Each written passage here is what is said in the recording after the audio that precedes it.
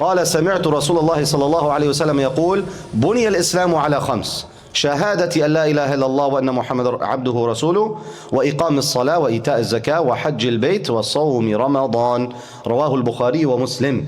Why did Imam Nawawi bring this hadith when this information we already got it in hadith number 2?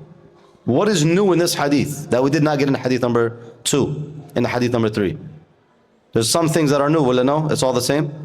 The first hadith didn't mention the number 5, that the pillars of Islam are what? Khams, specifically 5. It's not 6 or 7, it's specifically 5.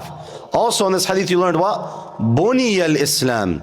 Islam was built upon, constructed upon. This is where we get the idea of 5 pillars of Islam because of this hadith. Yani what happens to the building without the pillars?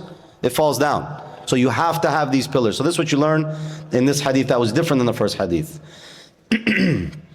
And the Prophet ﷺ, he gives an example that is hissi, a tangible example. You find that a lot in the Sunnah. He compared something that's abstract, pillars of Islam, to a building that falls down without its pillars, helping the meaning stick.